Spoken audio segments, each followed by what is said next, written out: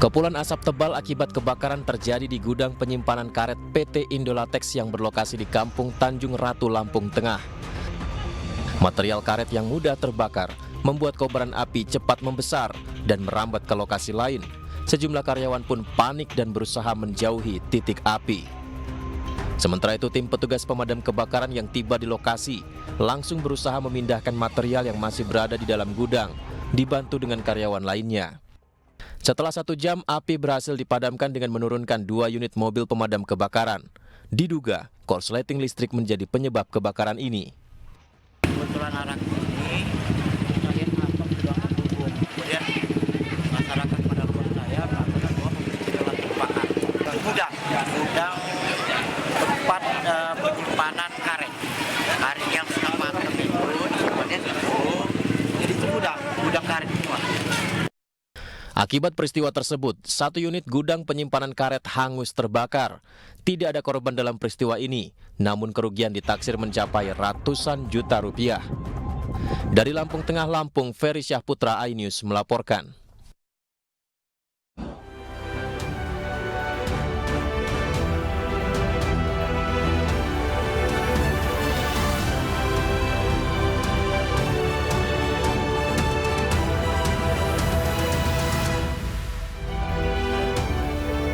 Ajudan Kapolda Kalimantan Utara yang tewas tertembak diautopsi di Semarang.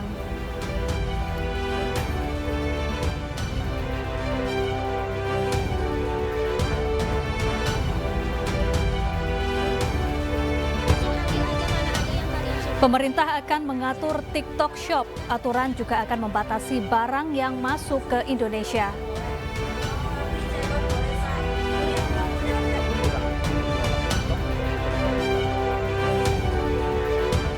Toilet sekolah bayar, seorang guru dimutasi usai protes.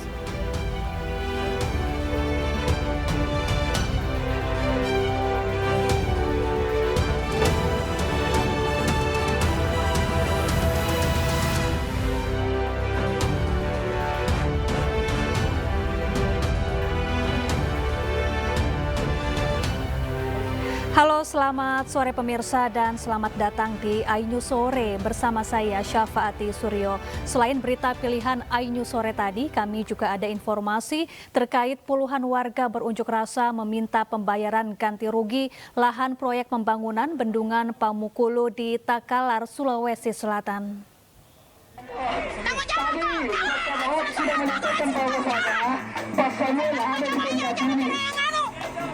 Teriakan ibu ini terus dilakukan di lokasi pembangunan bendungan Pamukulu di Kabupaten Takalar, Sulawesi Selatan. Ia bersama warga Kabupaten Goa melakukan unjuk rasa, nekat menerobos masuk ke kantor proyek bendungan. Mereka kesal karena tidak ada satupun perwakilan dari pejabat pembuat komitmen pengadaan tanah yang mau menemui warga. Warga meminta kejelasan pembayaran ganti rugi lahan seluas 47 hektar milik warga yang dijanjikan.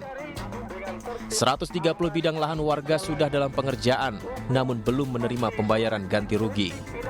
Tuntutan kami hari ini adalah kemudian untuk secepatnya melakukan pembayaran terhadap lahan kami yang kurang lebih 47 hektar ini. Sampai hari ini tidak ada kejelasan tentang lahan kami. Kemudian yang kedua adalah memberhentikan segala bentuk pekerjaan yang berada di bendungan Pamukulu ini, apapun itu bentuknya. Kemudian yang ketiga adalah meminta kepada pihak balai untuk mempertemukan kami dengan Badan Pertanian Nasional Kabupaten Goa supaya ada titik terangnya ini barang. Proyek pembangunan bendungan yang merupakan proyek nasional ini rencananya akan difungsikan untuk meningkatkan suplai air bagi lahan pertanian di Provinsi Sulawesi Selatan. Namun sayang, banyak pemilik tanah yang mengaku belum menerima pembayaran ganti rugi. Pemirsa, warga Kampung Bayam masih bertahan di tenda-tenda yang didirikan di depan Jakarta International Stadium, Tanjung Priuk, Jakarta Utara. Mereka bersedia direlokasi ke Rusunawa Nagrak namun dengan sejumlah syarat.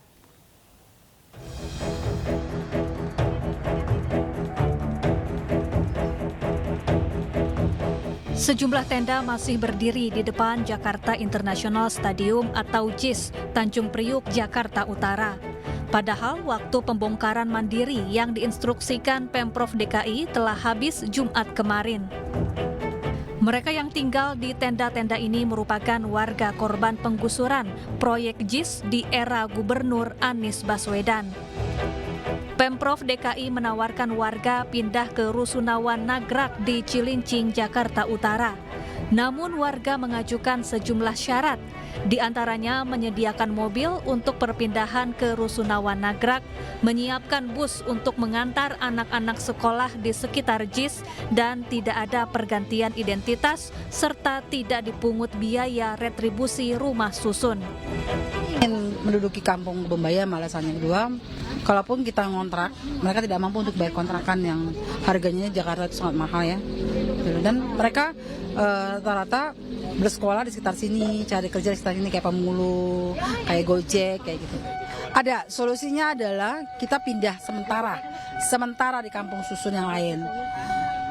Kita udah survei sendiri ya, kita nggak mau, maksudnya biasanya kalau pemerintah yang survei, kita takut ya, pokoknya teman-teman ini nggak mau dibohongi lagi lah.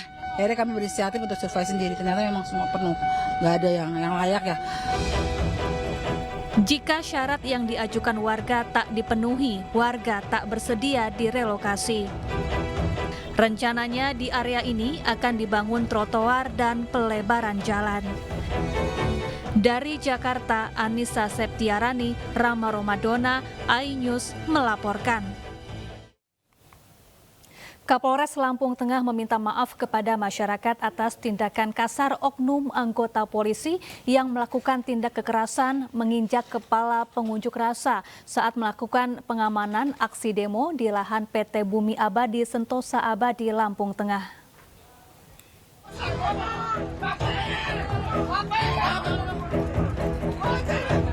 Beginilah tindakan kasar oknum polisi yang menangkap satu pengunjuk rasa saat pengamanan aksi demo di lahan sengketa PT Bumi Sentosa Abadi di Kecamatan Anak Tuha, Lampung Tengah kemarin. Saat dilumpuhkan, salah satu polisi malah menginjak kepala pengunjuk rasa tersebut. Tindakan ini menyakiti hati masyarakat yang melihat video yang sudah tersebar tersebut. Menyadari kesalahan anggotanya, Kapolres Lampung Tengah meminta maaf secara terbuka kepada masyarakat. Menyampaikan permohonan maaf kepada seluruh warga atas perilaku anggota kami yang melanggar SOP pada saat pengamanan yang sehingga melukai perasaan masyarakat. Kita ketahui pengamanan lahan di Anak Tua, Lampung Tengah, ada personil kita Bribka set melakukan di luar prosedur. Kita sudah melakukan pengamanan di Polda Lampung untuk dimintai keterangan. Saat ini oknum anggota polisi Polres Lampung yang melakukan tindakan kasar tersebut diamankan Propam Mapolda Lampung. Dari Lampung Tengah, Lampung, Ferry Syahputra, iNews melaporkan. Seorang guru Madrasah Aliyah Negeri di Pamekasan, Jawa Timur dimutasi usai protes gara-gara toilet sekolah berbayar.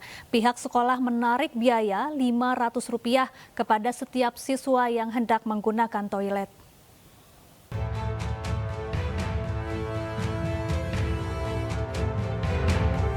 Seorang guru Madrasah Aliyah Negeri 1 Pamekasan, Jawa Timur, Muhammad Arif dimutasi gara-gara protes terkait toilet sekolah yang dipungut biaya. Arif dimutasi ke salah satu lembaga swasta. Arif tak terima lantaran mutasi dilakukan secara mendadak. Sekolah ini menarik biaya Rp500 kepada siswa dan guru yang hendak menggunakan toilet. Kok bisa seperti itu? Kok tidak ada pemilihan sebelumnya? Saya kan tidak pernah minta, Bu. Saya tidak pernah usul. Saya tidak tahu juga ini, Pak Arif. Ini yang tahu Pak Kemenak. Padahal dalam Undang-Undang tahun 2014 nomor 5, di situ tentang Undang-Undang ASN. Di situ ketika ASN mau mutasi, mengajukan surat permohonan. Kepala Sekolah Nu'man Afandi membenarkan hal ini. Menurutnya penarikan biaya untuk membentuk tanggung jawab siswa agar memelihara toilet karena kerap kotor. dalam perjalanan kami memimpin di sini, rupanya kamar mandi itu ada sedikit masalah, Pak. Yang pertama, kamar mandi sama anak-anak sering digunakan untuk tempat berlindung ketika jam pelajaran. Izin ke kamar mandi, tapi di sana ternyata tidak pipis, tapi hanya untuk berlindung. Kabar ini pun viral di media sosial dan menyedot ragam pendapat warganet. Dari Pamekasan, Jawa Timur, Dedi Prianto, iNews melaporkan. Ya, untuk mengetahui informasi selengkapnya kami telah terhubung dengan mantan guru MAN 1 Pamekasan, ada Bapak Muhammad Arif. Assalamualaikum, selamat sore Pak Arif. Waalaikumsalam, selamat sore. Ya, Pak Arif, benarkah mutasi yang Bapak terima ini dilakukan secara mendadak buntut dari protes Bapak terhadap pungutan biaya toilet di sekolah? Benar, Bu, benar. Menurut saya seperti itu.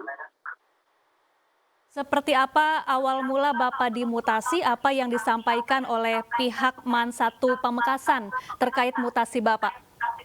Oh iya, begini Bu, kronologis kejadian mutasi saya, dulu waktu Pak Nukman datang di MAN 1 sebagai kepala MAN 1 Pamekasan menggantikan sebelumnya Pak Sarif, beliau itu di MAN menyampaikan bahwa saya sebagai kepala sekolah.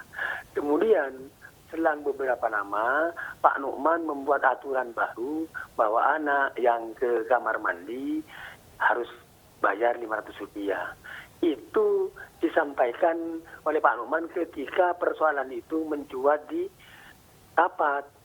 Sebelumnya hanya Pak Nukman menyampaikan mungkin ke beberapa orang untuk disampaikan kepada siswa dan diterapkan aturan itu di kamar mandi. Kejadian itu bermula saya ngajar di salah satu kelas, saya lupa kelasnya. Kemudian anak pamit, Pak izin Pak mau ke kamar mandi. Oh ya nak, saya beri waktu 3 menit. Pak, masa 3 menit Pak? Nah, kan kamar mandinya dekat nak. Enggak Pak, kamar mandi sekarang bayar Pak 500. Saya tidak bawa uang Pak, saya tidak punya uang saku, sudah habis dibelikan air. Kamu duit berapa nak? 2.000. Oh iya ya. Apa benar bayar untuk masuk ke kamar mandi itu? Iya Pak. Kata siapa? Itu Pak yang jaga satpam. Oh ya sudah. Kamu mau kencing di mana? Di pojok sekolah Pak. Oh jelek nak.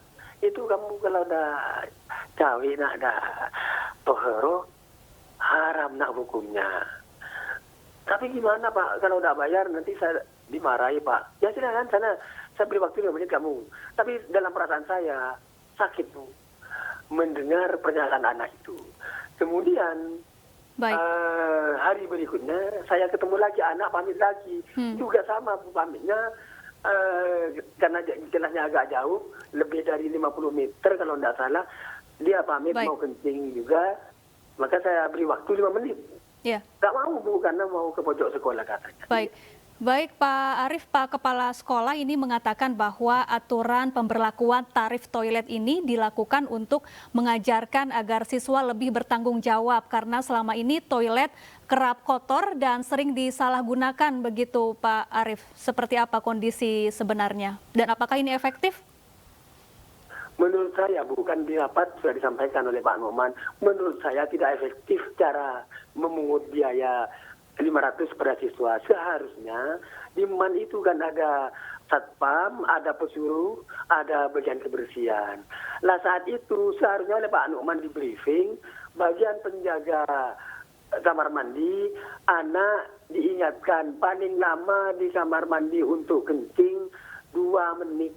Lebih dari 2 menit berarti anak merokok. Tapi itu tak pernah dilakukan Bu. Tahu-tahu pas ngasih sanksi anak yang mau masuk kamar mandi harus bayar 500.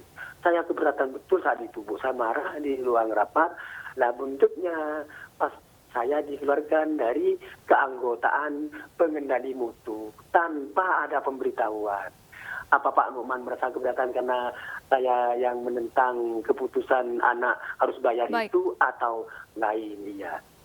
Baik, terima kasih Pak Muhammad Arif, mantan guru MAN 1 Pamekasan telah bergabung bersama kami di iNews Sore. Selamat beraktivitas kembali dan sehat selalu, Pak.